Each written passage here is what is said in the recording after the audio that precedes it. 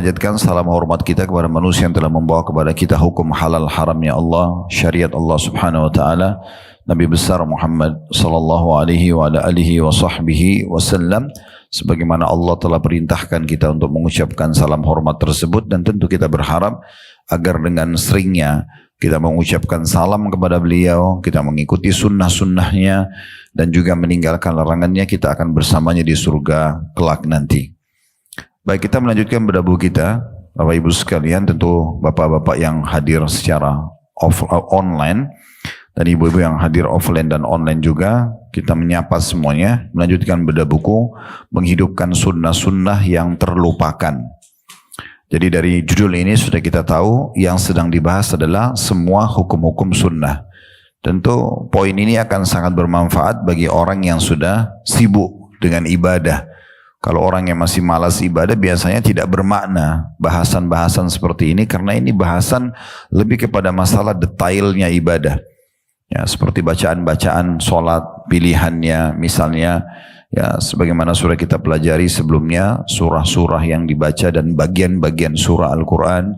Sekarang pun kita akan membahas tentang lanjutan bacaan yang dibaca oleh Nabi SAW di sholat Isya, di sholat Jumat. Semua ini mungkin tidak akan dipedulikan oleh umumnya orang yang belum rutin menjaga ibadahnya. Tapi orang kalau sudah menjaga ibadahnya kepada Allah Subhanahu wa taala, hal ini penting bagi dia. Karena memvariasikan ibadah yang dicontohkan oleh Nabi SAW akan memperkaya nanti timbangan amal kita pada hari kiamat. Jadi kalau misalnya ada tata cara sholat malam Nabi, ada yang pertama disebutkan Nabi biasa sholat 2 rakaat, terus begitu sampai 10 rakaat, lalu witirnya 1. Juga pernah disebutkan Nabi SAW sholat 2 rakaat semuanya sampai 8 rakaat, kemudian witirnya 3 sekaligus, dengan witirnya hanya 1 kali salam. Tidak ada 1 kali tahiyat, maksud saya tidak ada tahiyat pertama. Nabi SAW juga pernah mengerjakan 4-4-2-1, pernah juga beliau kerjakan 4-4-3 sekaligus, beliau pun pernah mengerjakan 8-2-1, beliau juga pernah kerjakan 8 dan 3 witir sekaligus, beliau pun pernah mengerjakan 9 rakaat dengan 1 salam. Jadi witirnya cuma 1 kali. Beliau pun SAW pernah mengerjakan 11 rakaat sekaligus semuanya. Nah, tugas seorang muslim agar dia mencatat di buku amalnya semua tata cara sholat ini. Walaupun hanya sekali seumur hidup. Misal kita rutin memilih sholat malam yang 2 rakaat salam misalnya. Itu oke, kita jalankan seperti itu. Namun yang 4 rakaat, 8 rakaat, 9 rakaat tadi kita kerjakan walaupun sekali seumur hidup. Tujuannya agar di buku amal kita tercatat semua yang Nabi SAW pernah contohkan. Nah, ini yang sedang kita bahas, menghidupkan sunnah-sunnah yang terlupakan. Jadi bagaimana kita memperkaya nanti timbangan amal kita dengan amal-amal saleh. Makin sering kita sibuk dengan amal-amal saleh, maka makin dekat dengan Allah dan makin dipenuhi semua kebutuhannya. Itu mutlak.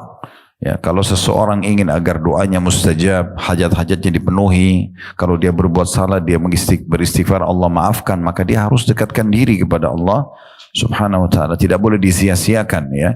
Karena pendekatan diri kepada Allah ini akan menghasilkan tentu efek timbal balik. Dalam sebuah hadis Bukhari, hadis Qudsi, Allah Subhanahu wa ta'ala mengatakan, dan seorang hamba terus mendekatkan diri kepadaku sampai aku mencintai, dengan amal-amalan sunnah sampai aku mencintainya. Kalau aku mencintainya, aku akan menjaga pendengaran yang digunakan untuk mendengar, mata yang digunakan untuk melihat, tangan yang digunakan untuk menjamah, dan kaki yang digunakan untuk melangkah. Dan kalau dia minta, maka aku akan penuhi. Jadi memang akan ada respon balik.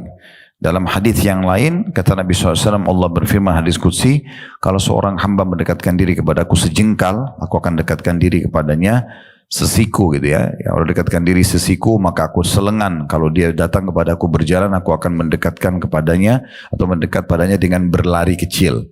Artinya efek daripada pendekatan diri kita kepada Allah itu akan menghasilkan juga Allah mendekat kepada kita. Nah, pendekatan Allah kepada makhluk atau hamba ini adalah sebuah nilai plus. Artinya Allah SWT akan lebih memperhatikan dia secara khusus. ya, memberikan ekstra pahala, kemudian mengampuni dosa-dosa, menolongnya kalau dia butuh bantuan dan seterusnya. Nah itu manfaatnya. Itulah yang menyebabkan kenapa kita membahas buku menghidupkan sunnah-sunnah yang terlupakan. Jadi sekali lagi mungkin kalau orang yang belum terlalu peduli dengan ibadahnya kepada Allah, belum berpikir bagaimana supaya dia dekat dengan Allah, mungkin tidak terlalu penting bahasan-bahasan yang akan kita bahas. Dan kami sarankan untuk mengikuti bahasan-bahasan buku yang lain ya.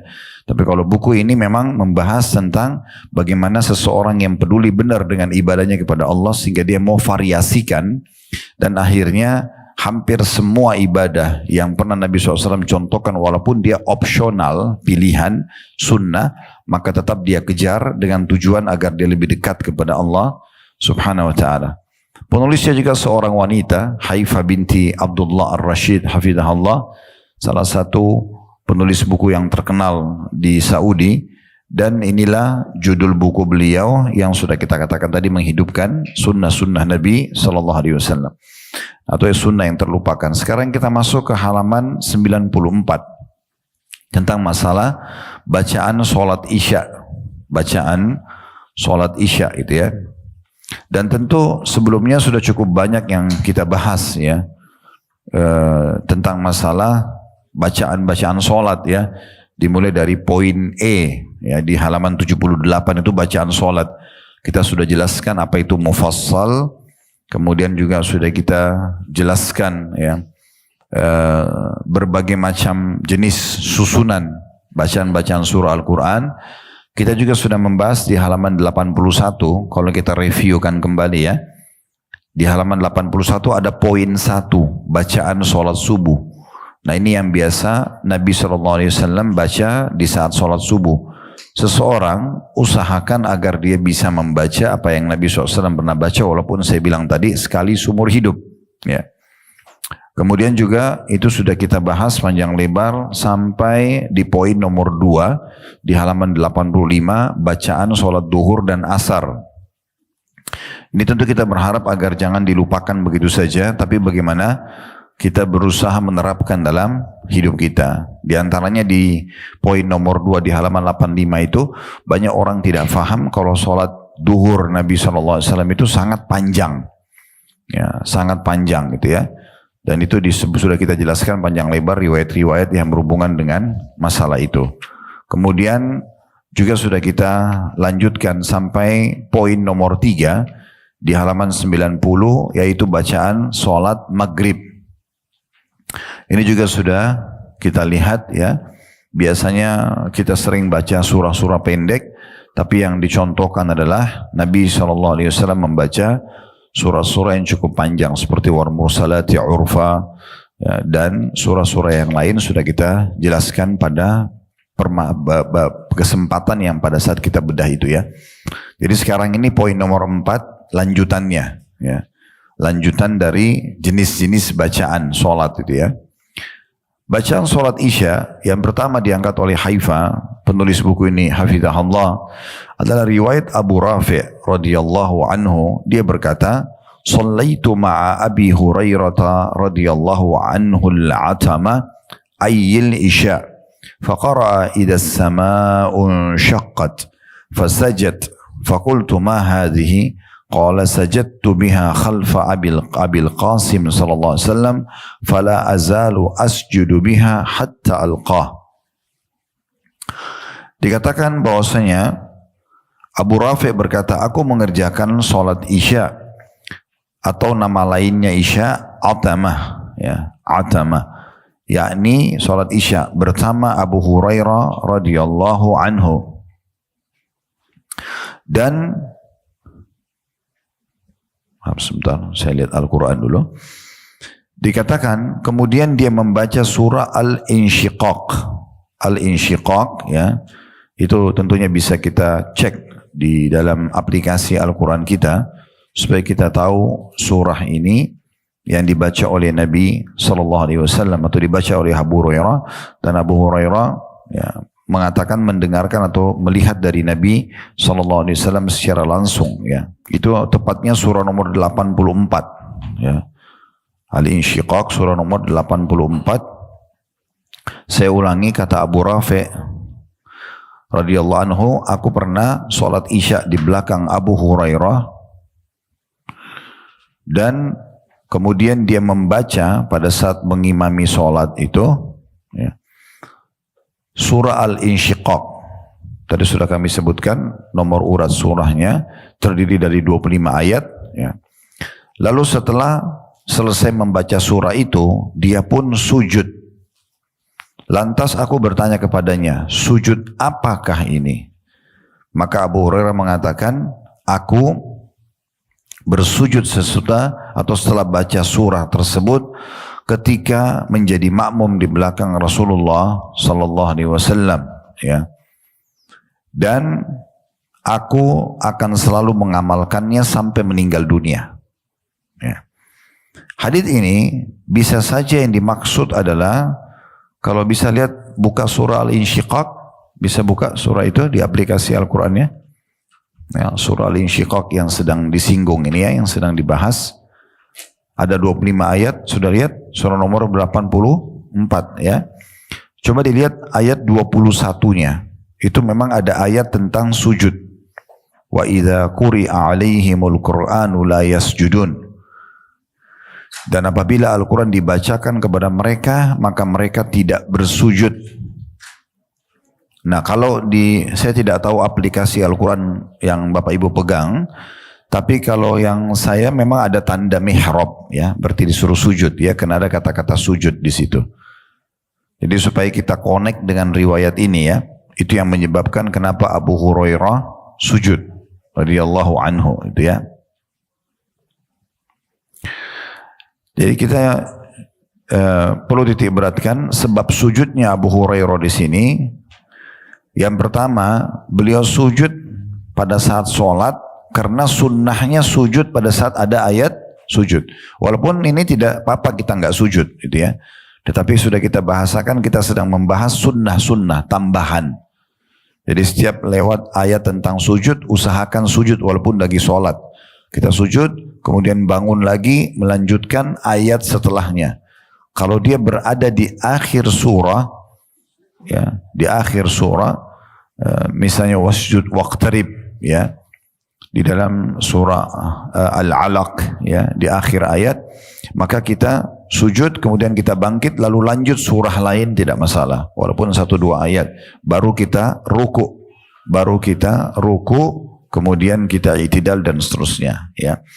Kemudian dalam riwayat ini disebutkan ada contoh sunnah yang lain, yaitu Abu Hurairah menambah setelah salam sujud lagi. Jadi di sini kayak ada 2 kali sujudnya. Kalau baca surah Al-Insyiqaq, dibaca pada saat tilawah ayat 21-nya, dan kalau dalam sholat setelah salam Abu Hurairah sujud lagi. Kenapa beliau sujud di sini lagi? Karena perhatikan ayat 21, di sini bukan hanya karena ada perintah kata-kata sujud, tapi perhatikan ya, wa idza quriya 'alaihimul Qur'anu la yasjudun. Apabila Al-Qur'an dibacakan kepada mereka, mereka tidak bersujud. Jadi di sini seperti makna ayatnya sedang disinggung oleh Allah Subhanahu wa taala, orang-orang kafir itu mereka kalau mendengar ayat Al-Qur'an pun mereka tidak mau tunduk. Makanya Abu Hurairah melakukan sujud lagi selepas salam. Nah, karena ada contoh dari beliau, maka berarti dia masuk dalam sunnah. Dan kalau kita lihat riwayat yang sedang kita bahas, ditanya oleh Abu Rafi, sujud apa yang Anda lakukan ini? Kok setelah salam sujud? Maka Abu Hurairah menjelaskan, ya, aku bersujud setelah baca surah tersebut ketika menjadi makmum di belakang Rasulullah SAW, maka aku akan selalu mengamalkannya sampai meninggal dunia. Nah, ini salah satu alasan yang sebabnya kenapa dikerjakan oleh, ya, Abu Hurairah, ya. Bisa juga maknanya yang dimaksud dengan riwayat ini adalah sujud dalam sholat. Sujud dalam sholat, ya. Artinya sementara mengimami sholat, Abu Hurairah pas tiba di ayat 21 beliau sujud. Dan kemungkinan besar Abu Rafi tidak faham masalah itu atau belum faham. Kalau ada ayat sujud, disunnahkan sujud. Makanya setelah salam dia tanya, tadi Anda dalam sholat itu sujud apa? Maka Abu Hurairah lalu menjelaskan, saya pernah sholat menjadi makmum di belakang Nabi dan ini dilakukan sujud, makanya saya sujud dan saya akan terus menjaga itu sampai saya wafat, gitu kan? Dan Allahu a'lam makna kedua jauh lebih tepat. Ya, artinya memang bacaan ini dikerjakan atau sujud ini dikerjakan dalam sholatnya Abu Hurairah yang biasa dikenal dengan sujud tilawah. Baik, kita ambil pelajaran daripada hadis ini. Yang pertama, kedudukan Abu Rafi' radhiyallahu anhu atau rahimahullah, ya, di mana beliau yang menceritakan kronologis daripada sholatnya di belakang Abu Hurairah dan tepatnya di waktu sholat Isya, dan Abu Hurairah mencontohkan pada saat membaca surah Al-Insyiqaq tepatnya di ayat 21 beliau sujud dalam sholatnya. Pelajaran yang kedua, ya, kedudukan Abu Hurairah radhiyallahu anhu, di mana sahabat yang mulia ini bernama Abdurrahman ibn Sakhr. Abdurrahman ibn Sakhr, dan beliau berasal dari kota Taif. Ya. Tidak asing kota Taif buat kita sekarang karena sering didatangi oleh para jemaah haji, jemaah umroh, ya. Jadi dulu waktu Nabi SAW mengepung kota Taif, Allah belum mengizinkan untuk menembusnya itu, ya. Tetapi mereka tunduk setelah terjadi perang Hunain dan sempat para wanita mereka dan anak-anak mereka menjadi tawanan kaum muslimin. Akhirnya mereka datang untuk menyatakan masuk Islam dan dibebaskan oleh Nabi SAW, itu, ya. Dan ini juga efek daripada doa Nabi. Waktu Nabi SAW berdakwah kurang lebih 10 tahun di Mekah, itu semua totalnya 13 tahun, tapi 10 tahun masa kenabian di Mekah tidak ada orang yang masuk Islam kecuali 153 orang saja. Karena betul-betul waktu itu diisolasi sekali Islam. Jadi tidak boleh orang bertanya tentang Islam, tidak boleh orang belajar Islam, dan kaum muslimin di Mekah itu tidak aman. Setiap kali ditemukan ada yang pukul, ada yang ambil hartanya, ada yang bunuh, nggak kena hukum. Maka Nabi SAW berpikir untuk mengekspansi dakwah beliau, coba berdakwah di luar kota Mekah, kemudian beliau menuju ke kota Taif. Tapi orang-orang Taif menolak pada saat itu. Ya, pemimpin-pemimpin mereka dalam sebuah asar disebutkan setelah didatangi oleh Abu Lahab, paman Nabi sendiri, itu menolak dan menyuruh masyarakatnya untuk melempari Nabi dengan batu. Dengan cara dilempari kaki Nabi yang diangkat itu yang dilempari oleh batu. Dan kita bisa bayangkan kalau satu kota yang melempari batu, betapa sakitnya gitu, ya. Kakinya beliau SAW berdarah-darah, beliau keringatan, dakwahnya ditolak. Setelah keluar dari kota Taif, pintu gerbangnya ditutup, seakan-akan beliau terusir gitu, ya. Beliau duduk di bawah sebuah pohon. Sebagian ahli sejarah mengatakan di kota Taif masih ada bekas tempat pohon atau kebun yang Nabi duduk, gitu, ya. Intinya Nabi SAW duduk di situ, kemudian beliau berkata, "Ya Allah, kemanakah engkau akan arahkan masa depanku, kepada musuh yang akan membinasakanku, atau masa depan yang belum jelas? Aku tidak tahu ini diterima atau tidak dakwah ini. Tetapi kalau engkau tidak murka, ya Allah, engkau tidak menilaiku salah dengan perjuanganku ini, aku akan terus berdakwah. Aku akan lanjutkan estafet ini." Maka di saat itu dalam sebuah riwayat yang sahih, Jibril datang diutus oleh Allah Subhanahu wa taala dan berkata, "Wahai Muhammad, Allah telah mendengarkan doamu," gitu kan? "Maka sekarang bersamaku malaikat yang mengurus gunung-gunung. Semua gunung di muka bumi malaikat ini yang urus. Tinggal kamu perintahkan saja. Tinggal kamu perintahkan agar gunung-gunung Taif dan gunung-gunung Mekah disatukan sehingga binasa dua kota ini. Dan dakwamu akan tetap menyebar. Atau kamu bersabar, ya, dengan penolakan-penolakan mereka, dengan gangguan mereka, toh juga dakwamu akan menyebar." Karena Nabi SAW disebutkan dalam Al-Quran sifatnya adalah Raufur Rahim, dia sangat penyayang SAW, sangat perhatian, mendahulukan, memaafkan daripada dia pun harus menghukum. Maka Nabi SAW mengatakan, "Kalau gitu aku bersabar. Dan aku berharap nanti dari keturunan mereka, maksudnya Mekah sama Taif ini, keluar orang-orang yang beriman kepada Allah." Dan ternyata doa Nabi diijabah oleh Allah. Keluarlah dari Abu Jahal yang dikenal dengan Fir'aunnya umat ini, Ikrimah, namanya Ikrimah. Sahabat ini dulu suka sekali memerangi kaum muslimin bersama ayahnya. Suka sekali menyerang kaum muslimin bersama ayahnya. Tapi setelah pembebasan kota Mekah, dia masuk Islam. Dan akhirnya mati syahid di perang Yarmuk. Dari dari Umayyah bin Khalaf, majikannya Bilal yang banyak menyiksa kaum muslimin, termasuk yang meletakkan batu panas di dada Bilal di Mekah, itu lahir Safwan yang juga masuk Islam pembebasan kota Mekah dan menjadi pejuang kaum muslimin. Kita tahu juga Wahsy, orang yang membunuh Hamzah di Mekah, di Uhud, itu juga masuk Islam pembebasan kota Mekah. Kita tahu dari Al-As bin Wa'il, orang yang sangat benci dengan Nabi SAW dan Islam, itu lahir Amr bin As yang menjadi sahabat Nabi dan termasuk ya ciri kecerdasan Islam. Kalau disebutkan orang-orang cerdasnya kaum muslimin, pasti nama Amr bin As tidak luput dari itu. Dari Al-Walid ibn Mughirah lahirlah Khalid bin Walid yang terkenal dengan pejuang Islam. Ini semua keturunan orang-orang Mekah, tokoh-tokoh Mekah yang akhirnya mendapatkan petunjuk karena doa Nabi SAW. Nah, dari kota Taif